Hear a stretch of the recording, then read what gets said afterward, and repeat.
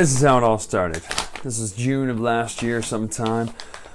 I'm in Disneyland of all places, and I'm looking down at Twitter for a second while I'm waiting in line or something, and I see Rob Daviau puts out a tweet that says, "Hey, looking for people to play test a game." Instantly, I'm interested. Then it says, "Looking for people to play test a game, Cthulhu-oriented, light, action, fun, party-style game." It said, "Send me a tweet for interest."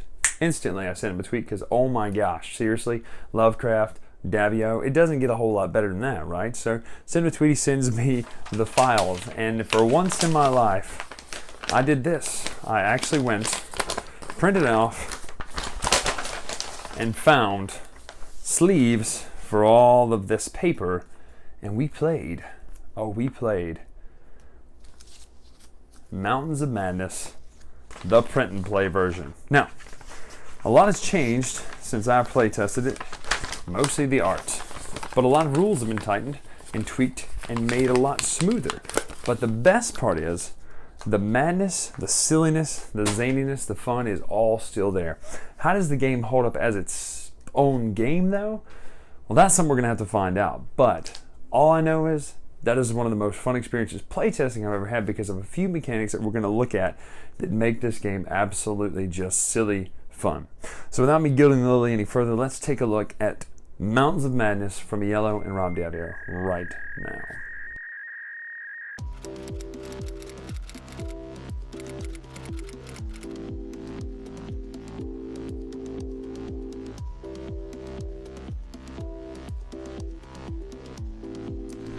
So here's the basic setup for the game. Everyone gets a player reference card. It's guys on one side, girls on the other side. Same name. This is Frank Pabodi and Dorothy Pabodi, and that goes for everyone.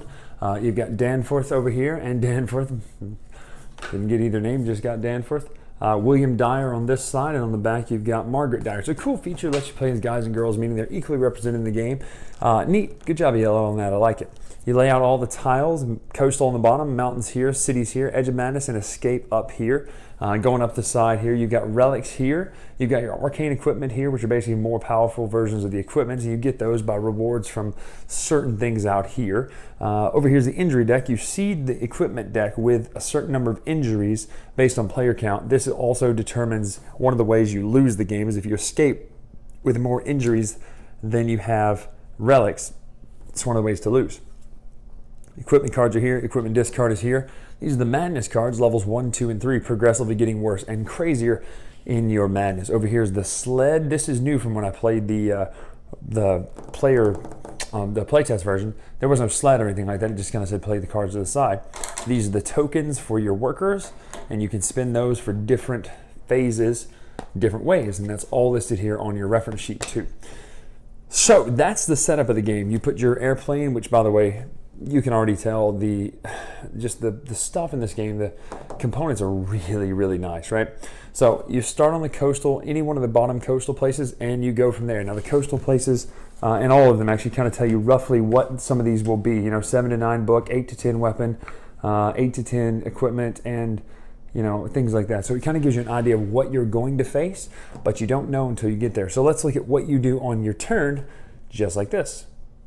One other thing I forgot to mention, this is the sand timer here, obviously, and down here is the penalty die, and we'll talk about when you roll that in just a minute.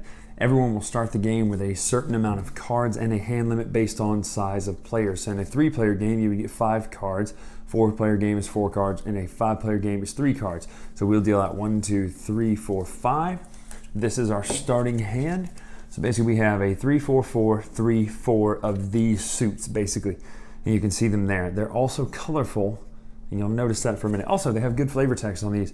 I haven't taken the time to read all this flavor text, but I'm a Cthulhu and mythos nut, so I love this kind of stuff. Plus, this is a great story to base this off of. You also, depending on how many people are playing the game, will get a madness. In a 3-player game, no one gets a madness to start with. In a 4-player game, everyone except the first leader, which in this case is me, will get a madness card. And then in the 5-player game, everybody starts with a madness. Truth be told, it may sound bad to get these madnesses, but it's what makes this game charming is the madness. It's the best part of the game. So let's look at what a couple of these madnesses do. For instance, level 1 madnesses were things like light as a feather. I keep my cards above my head. So as you're doing this 30-second timer, and we'll talk about that in just a second, the phases, you would have to hold your cards up here above your head and look up at them. A couple rules about that. You can't expressly say anything about your cards or any kind of information except during the encounter phase, and that's when the timer rolls. Here's the phases as listed on the player aid here. They are, in fact, the movement phase, at which point you will decide where you're going to go. So basically you start out here in the middle of Antarctica, right? And then you choose which one of these coastal spots you want to go to. So let's just say we choose the coastal spot here on the bottom. You put your plane kind of near it there. Obviously you couldn't put it on top of it because you can't turn it over. And at which point everyone says they're ready, this will flip up. The timer will flip at the same time. And then you have 30 seconds to get this stuff here. Now let's look at what these tiles are first, and then we'll come back and talk about kind of what you do. So I just wanted to give an example of the three main types right here. So we've got the coast, first of all. Look at this. So it's very pretty art, right? It says caves. Certainly this was above all region of caves, gulfs, and underground secrets beyond human penetration. Irrelevant to the game, but beautiful that they added all that flavor text.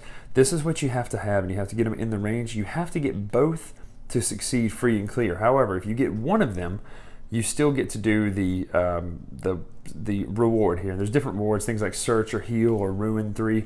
Ruin 3 basically means you get the relic. Heal means you get to pull an injury card out of the discard pile. Which also means if you have a discard, an injury card in your hand, you want to play it to get it into the discard pile. Also, I forgot to mention, the first person who plays a card down stops all talking instantly. So this is the city, so these are tougher. This is a 14 to 16 rope and a 16 to 18 crate. They have to fall within that range, and there's some of them that'll say an exact number. For instance, this one's an exact number. You have to get exactly 13. So really cool, different mechanics there. And we'll talk about these colors here in just a second because I really love this. But that's some of the tiles. That's an example of how the tiles play and what they do. There's a few other things where you can pull some of your leadership tokens back. You can search for another tile and just see what it is and kind of memorize it. All these different things. You can get arcane equipment, which are things like this, which are better versions of your equipment. They're always 10s, but they're all stuff in the mythos like fungal honey, alien device, elder signs, the Necronomicon. All of them are pretty well, versed into the mythos. It looks really cool, all the different things that you can do with these. And that's it. So you would need 7 to 8 book, literature, whatever it is, and then 7 to 9 on the crates. You have to get that in 30 seconds. You have to talk about it in that 30 seconds while maintaining your madness. This is the only time your madness matters, is during that 30 seconds. You have to play it in character. You have to do it right. If you don't, there's a penalty for that. You'll also notice that you have to do both of these on here. You have to do both of them. If you succeed at both, you still only get the reward once. In this case, it's Specimen A, which is a relic. The way you win this game is to have more relics than you have injuries in your deck. Now, there's a couple different ways to lose, but that's the way to win. So starting off right there, there's a relic. Now, the relics are interesting cards. They don't give you anything except bad stuff. They give you, let's just show you what Specimen A does. It says, when I'm the leader, I cannot use the leadership tokens during the draw phase. And there's these cool little blurry leadership tokens that cover up on your player aid, so it just looks really neat. Plus, the top of it says, when you gain this card, draw a madness card. If you already have a level 3 madness, discard a leadership token instead. So you can see where these can get kind of crazy, right? So the more things you get that help you complete the mission actually make it harder to do. So the movement phase now, once you've completed this, you can move to another one. Now, if you had failed one of these, you would have to either roll the penalty dice or the leader would choose someone to upgrade their madness level. So if you're a level 1, you would become a level 2. Now, there's an expert variant in the instructions where you don't lose your madnesses once you trade them. You don't trade them 1 for a 2. You keep 1, 2, and 3. It gets absolutely crazy, more so because you just have to remember what your stuff is. So anyway, you keep moving on the madness, on the movement phase, and you move to all these different places, and you climb the mountain, and you eventually get up to the edge of madness. And I don't want to turn these over and spoil what they are because it's actually surprising to kind of see them when you get there, what things you have to have. But before I move on from the movement phase, there's something interesting I want to talk about. The instructions mention how, the rulebook mentions how that you're climbing up the mountain, so oxygen is coming out, it's getting higher, it's getting harder to breathe. Your brain starts to play funny tricks. Here's what they've done. This is brilliant. You'll notice that the suits on your player aid are very specifically colored. There's the red crate, the green weapon, the yellow tool, and the blue book, right? Well, down here on the coast, that bears out. Those symbols are the right color. The further you climb up the mountain, though, that starts to shift a little bit. Look, this gun is gray while the box is still red. Up here in the city, though, you've got red rope and yellow boxes. So You have 30 seconds to do all this talking amongst yourselves and figuring out what you need to hit those exact ranges. And if you don't, you have to roll the penalty dice, right? But not only is there the added stress of you have madness, you have a 30-second timer that you can watch tick down and all that, but you also see these colors start changing. And when you say, oh good, it's yellow, I have rope or I have tools, it's not tools anymore on this one, it's a box. So it's a crate on this one, which is absolutely awesome. It's a great, simple, subtle mechanic that they added to even make it more stressful, and I love it. Good job, Rob and Iello, for that thinking there. So if you fail, you'll roll the penalty dice or give someone a madness, like I mentioned. These are things like this: accident, add 2 injuries to the discard pile, basically making it harder to win. Confusion, discard as many cards from the equipment deck as the difference between the total value of cards played of the required type and the number to beat the challenge. So if you missed it by like 16, which is sadly possible, you would discard these cards. Well, here's the problem. Another way to lose is by kicking all of these out of the game, by having no more of these leadership tokens. So how do you do that? Well, you can't, when you get a new card, for instance, like you get an arcane equipment, it doesn't go straight into your hand. It doesn't go in the draw pile, it goes to the discard pile. And the only way to cycle the discard pile into the hand is by spinning this leadership token, one of them. No, I'm sorry, that's not how you do it. The rest of them you spin. This one's different. You pull one of these out of the game. You would then ready all the ones that you've used for the different ways, and we'll talk about how you can use them. So those go back to be used. And then you take the discard pile, shuffle it up, and make a new hand. That is the only way to get the discard pile back, which also means you have a 1, 2, 3, 4, 5, 6 amount of times that you can do that, because if you run out of these, you lose. So it's another interesting timer that makes the game even harder. And that's how you play the game. That's really all the mechanics to it. And you know what makes it fun. You get up here to the escape and you escape out of here, and that's it. Let's talk real quick what these leadership tokens do, and we will talk final thoughts, how I thought this game stacks up. So for Mrs. Danforth here, we'll show you the different ways you can use the leadership tokens, or you can ignore a player's madness during the movement phase. If you play it before it happens, for the movement or during the movement phase, you can ignore somebody's madness during the encounter phase.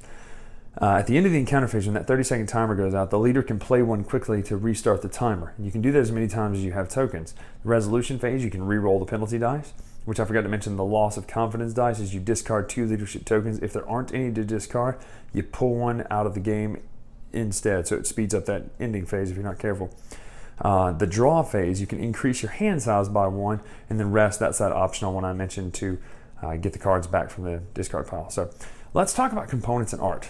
First of all, the pictures, the art is just fantastic. Just the illustrations alone are really great about this game, plus all these things, not to mention the little tokens that when you do go get a relic, they cover up something. It looks like this. It doesn't just black it out. It looks like that to where it looks like you can't read it. Just cool little things like that make it great. But let's not talk about the fact, or let's not forget the fact that there's a plastic miniature airplane here, which just looks great. It's fully painted and everything. Amazing. Right? This sand timer looks awesome. It's just this wooden sand timer. Really beautiful piece here. Not to mention the board itself just looks gorgeous with that climbing the mountains of madness, the city, the lost city in there. Oh man, it's just really pretty. The tokens are nice, well made, good quality. The board is good quality. The dice is nice. All the cards look great. Knocked it out of the park on components, and not to mention this here. Custom insert. I love this about Iello. They're really good about this. Everything fits in here and it's already sorted for you. So I mean, you gotta love when they go the extra mile on this. So that's the components. So how did I feel about Mountains of Madness? Well, I love it. First of all, I loved it when I played the playtest version of this. It was fantastic then.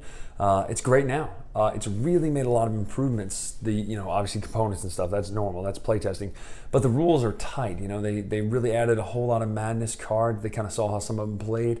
It looks like Rob added a few more rewards for beating certain challenges, and so I really like all the different changes. All in all though, it's not that much different from the playtesting, which is good. It means that the game was solid when I playtested it, and now they've just added extra just cake and layers on top of it. A few of the rules have been tweaked, but nothing so much that you would go, oh, I wish they wouldn't have done this. Everything I saw change was for the better, and that's what I love about doing the playtest process and playing the final product, is you see kind of the thought process that goes between certain changes made in the game. Even if they're subtle, even if they're small things that do very little things if you think about it, but they add up and they make, a huge difference at the end of the game. And so that's what happened here. Mountains of Madness went from, being an awesome playtest to just a solid product. This is a fun game. It plays 5 people. So if you're playing it, here's the beautiful thing about it. You saw, it looks a little bit like this when you start playing it. I have 4 ropes and 3 boxes. We have 4 boxes. We got 3 minutes. We make circuits or not? And so people are going to naturally see that and they're going to go, I have to play this game. It looks silly. You got your mouth stuck like peanut butter. You're talking with a hand puppet. You have a mustache that you have to hold up in your mouth. You have to shake someone's hand. All these silly little madness things, but they really throw you for a loop and you've only got 30 seconds to figure out what kind of cards you need. So they took a game that could have been just, here, let's play some cards with Cthulhu stuff with it, and didn't do that. They added the madness, and that's what makes Mountains of Madness truly a maddening game. It's just so much fun to play because of the madness. Like I said, it's not a bad thing when you get the madness. It's one of those things where every time you pick it up, you look at your card and you just laugh because you're like, how am I going to do this? Things like jumping under the table, silly stuff, but just makes it really fun. But the game is also very challenging, and it's something that you're going to enjoy playing even with the crazy stuff. If you're not into like crazy silliness, you're still going to enjoy playing this game because the card play is hard. It's just a hard game, and I love the challenge of this. So Mountains of Madness, go out and buy this game right now. I mean, the art alone is beautiful, but my gosh, this is one of the most fun games to play. We love it. We would highly recommend that you play Mountains of Madness. So that's it for this time on the latest retro. I'm Bryan Drake here on the Dice Tower. Thank you, Rob. Thank you, Miguel, and all of Iello for this excellent game. Until next time, we will see you. Thanks so much for watching the Dice Tower videos. Find more great videos and reviews, as well as our top-rated audio podcast at Dicetower.com. You can also find other great shows at Dicetowernetwork.com. I'm Eric Summerer, and you've been watching the Dice Tower. The Dice Tower is sponsored by Cool Stuff Inc., where you can find great games for great prices. Cool stuff in stock. Check them out at CoolStuffInc.com.